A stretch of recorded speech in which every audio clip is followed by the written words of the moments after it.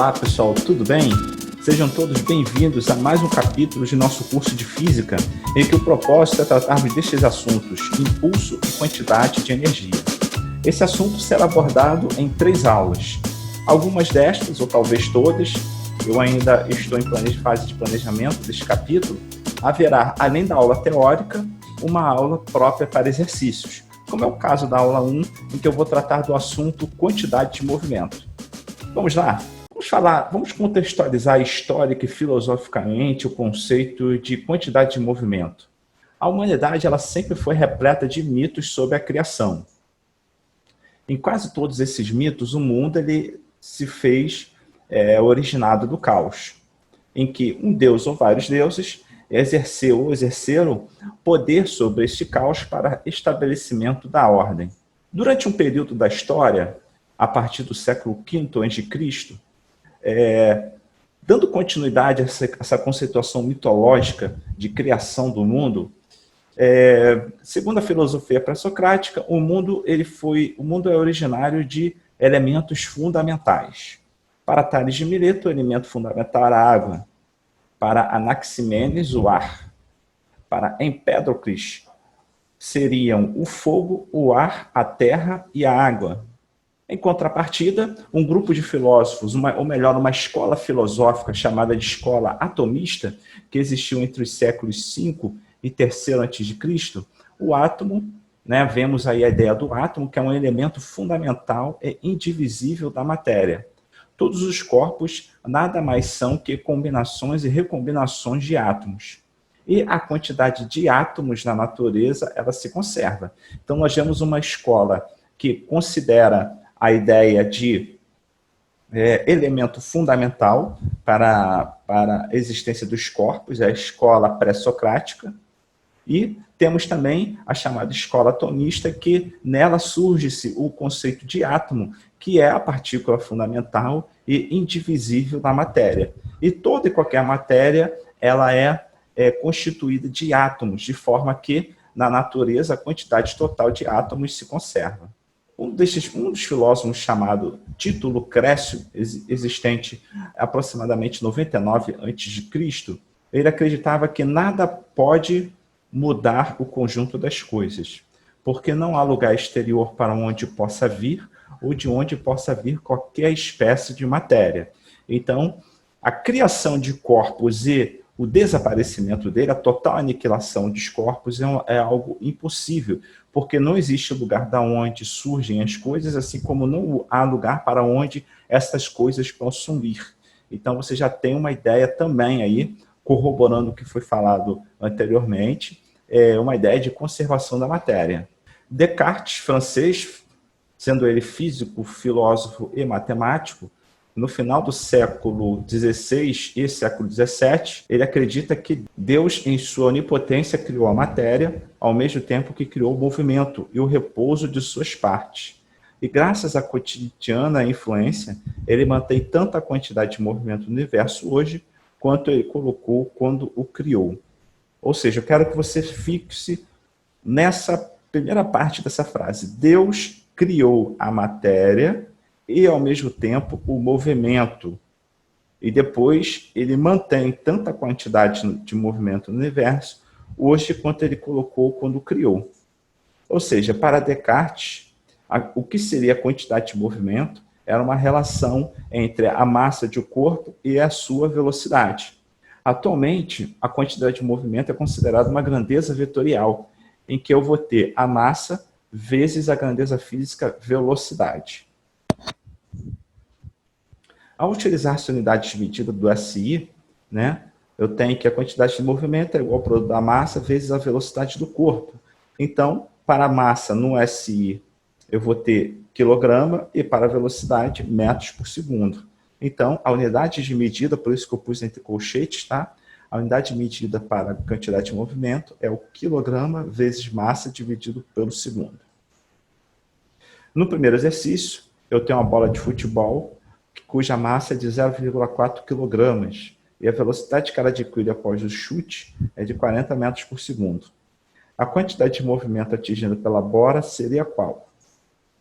Então vamos lá. Aqui eu coloquei todos os dados que a questão me dá. E a quantidade de movimento é igual ao produto da massa vezes a velocidade.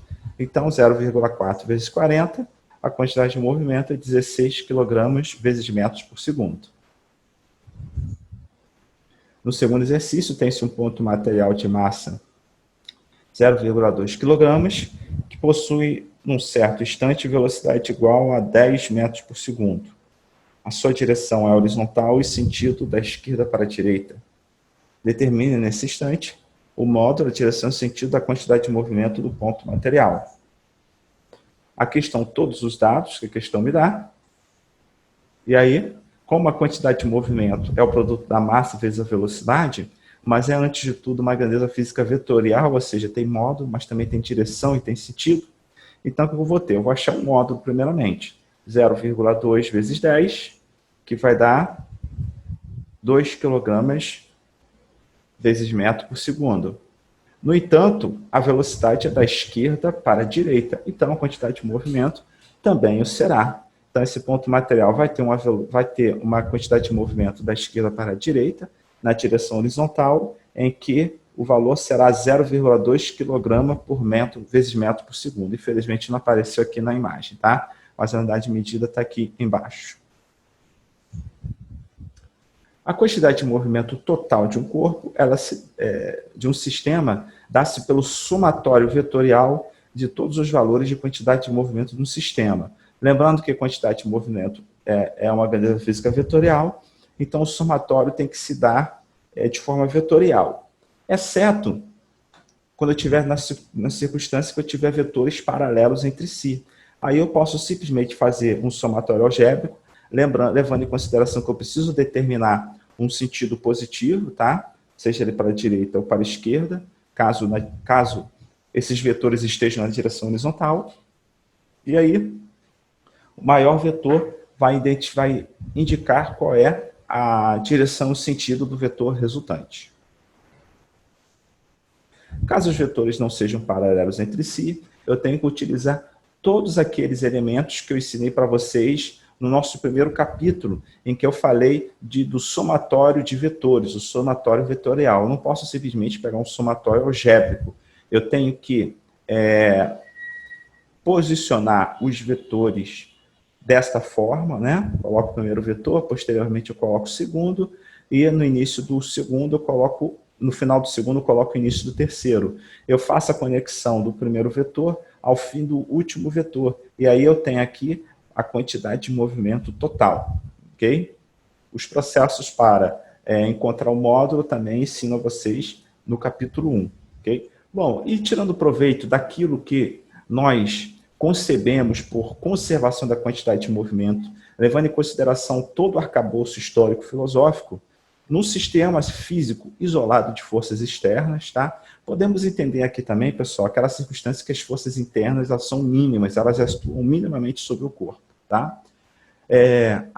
Ou seja, sistema físico isolado de forças externas seria aquele em que a resultante das forças internas que nele age é nula, ou o valor bem inferior às forças que estão ali envolvidas, tá? Nessa circunstância, a quantidade de movimento total, ela permanece constante. Então, imagine a seguinte consideração. Um rapaz está segurando uma bola, ele está sobre o skate. Tá? Vamos considerar que os atritos aqui sejam mínimos. No momento que ele empurra essa bola para frente, ele automaticamente é impulsionado para trás. Tá? Por quê?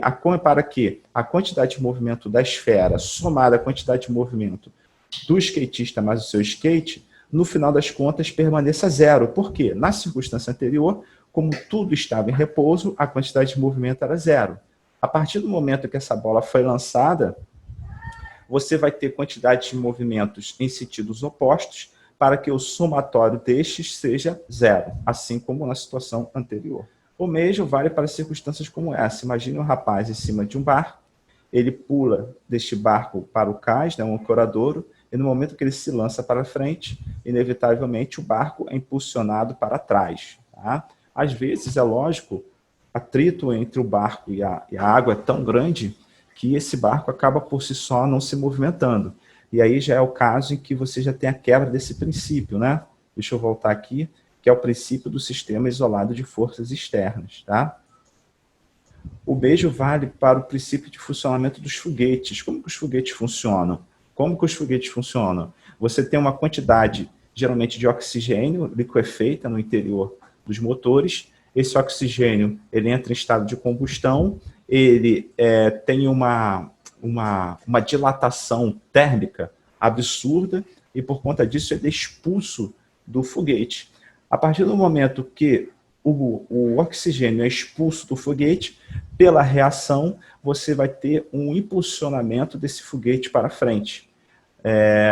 Mas podemos entender também isso como um princípio de conservação da quantidade de movimento, visto que, a partir do momento, vamos considerar a circunstância inicial, que o foguete está lá parado, a sua quantidade de movimento, isso inclui tanto ele quanto o oxigênio, é zero. A partir do momento que o oxigênio ele é impulsionado para trás, ou seja, ele ganha uma quantidade de movimento para trás, automaticamente, no intuito de manter-se a quantidade de movimento, este foguete é impulsionado para frente, para que a quantidade de movimento total seja nula. Este mesmo princípio é válido para os conjuntos canhão e bala, né, de canhão.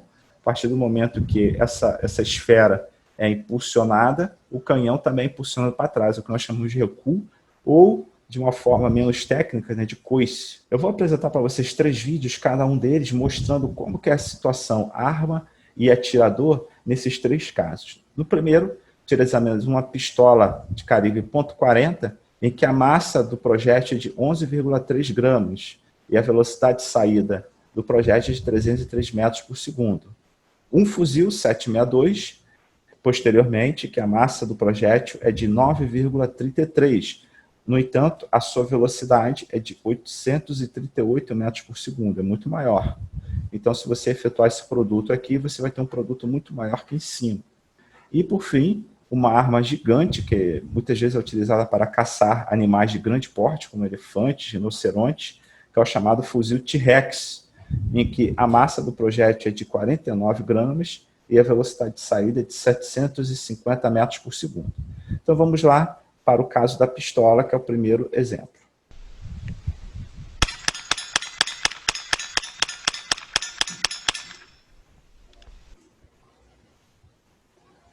Vimos aí que no caso da pistola houve o recuo, você consegue ver o atirador tendo as suas mãos impulsionadas para trás, mas é um recuo pequeno, porque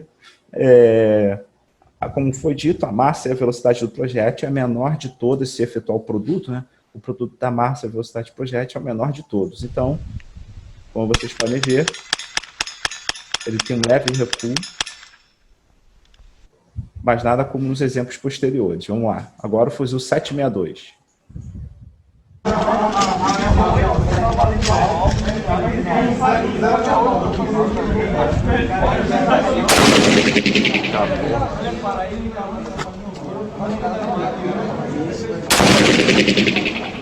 Cara, bicho.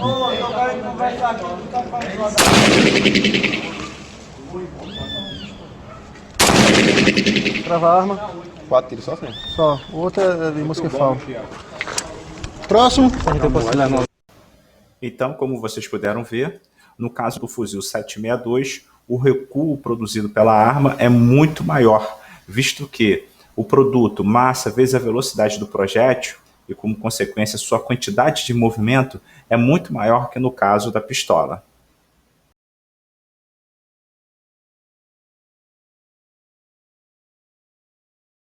E, por fim, vamos ver o chamado fuzil T-Rex, em que o projétil é lançado com a maior quantidade de movimento.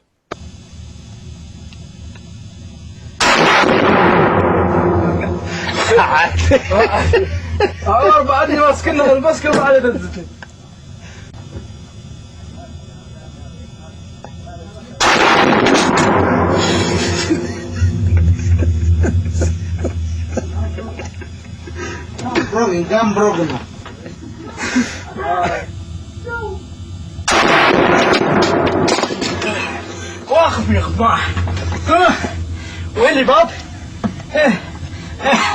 مش هاب وين الباب؟ Como vimos nesse exemplo, é o exemplo que o projétil é lançado com a maior quantidade de movimento, por conta disso o recuo acaba sendo o maior de todos. No terceiro exercício, eu tenho uma peça de artilharia de massa 2 toneladas. Ela dispara uma bala de 8 quilogramas. A velocidade do projétil no instante em que abandona a peça é de 250 metros por segundo. Calcule a velocidade de recuo dessa peça, desprezando a ação de forças externas. Aqui estão todos os valores, né, que me foram passados. Vamos considerar que essa peça, no instante, ela está em repouso, juntamente com a bala, né? E a velocidade inicial do projétil também é zero, né, como eu falei com vocês, mas a velocidade final do projétil é 250 metros por segundo. A quantidade de movimento inicial nada mais é que o somatório das quantidades de movimento de cada um dos elementos. Aqui eu coloquei a quantidade de movimento do projétil, ou bala, e aqui eu tenho a quantidade de movimento do canhão, né? Só que, como os dois estão em repouso, no final das contas, a quantidade de movimento inicial é nula. Pelo princípio da quantidade de movimento, aquilo que irá ocorrer, a quantidade de movimento final, ou seja, após o projétil ser disparado, vai repercutir também numa quantidade de movimento igual à inicial, ou seja, zero. Portanto, eu vou ter 8 vezes 250, massa do projétil vezes a sua velocidade final, mais a massa da peça de artilharia vezes a sua velocidade. Lembrando que eu vou ter um valor negativo, tá? Porque o canhão vai ser expulso, né? Vai ser impulsionado para a esquerda, no sentido contrário do projétil. Então, vou ter 2.000 menos 2.000 vezes V igual a zero, 2.000V é igual a 2.000. No final das contas, eu vou ter que o módulo da velocidade do projétil, tá? Ele será emitido no sentido do canhão, do projétil, não, do canhão, ele será projetado no sentido contrário do projétil, tá? De 1 metro por segundo. Por fim, imaginemos uma bomba de massa 600 kg, cuja velocidade é de 50 metros por segundo, e ela explode em duas partes. Um terço da massa é lançada para trás com velocidade de 30 metros por segundo. Determina a velocidade com que é lançada a outra parte. Como foi dito, a massa total é 600 kg da bomba, a velocidade inicial do conjunto, né, a velocidade total, né, é de 50 metros por segundo, a velocidade do terço que é lançado para trás é de 30 metros por segundo, e a velocidade da parte restante é o que pretende se saber. Bom, no início eu vou ter a massa, a bomba que está íntegra, né, cuja massa é de 600 kg e a sua velocidade é de 50 metros por segundo. A sua quantidade de movimento, então, vai ser o produto desses dois elementos, que vai dar 3.000 kg vezes metro por segundo. Agora, a quantidade de movimento final, que tem que ser igual à inicial, pelo princípio da conservação da quantidade de movimento, eu vou ter 1/3 da massa, que é o quê? 1/3 da massa é a parte da bomba que é lançada para trás, e a sua velocidade é de 30 metros por segundo.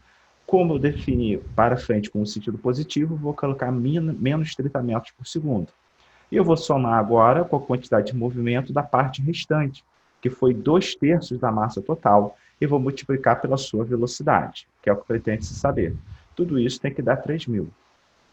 Substituindo os valores, a massa, 1/3 da massa total é de 200, a velocidade é menos 30, eu coloquei o menos para fora do fator, tá? E por fim, 2/3 da massa total vai dar 400 kg, multiplicado pela velocidade que pretende se saber. Tudo isso tem que dar 3.000. Então, vou ter menos 6.000, mais 400 vezes a velocidade do 2/3, né, da bomba que sobrou. Tudo isso tem que ser 3.000. Passo o 6.000 para o outro lado, somando com 3.000, vai dar 9. E esse 9.000 eu divido por 400. Então, eu vou ter que a velocidade do 2/3 restante da bomba é de 22,5 metros por segundo. E assim, terminamos a nossa aula. Agradeço a sua presença por mais uma vez. Não esqueça de compartilhar esta aula, fazer os seus comentários e assistir uma aula de exercício somente sobre esse assunto. Te encontro na próxima. Até mais!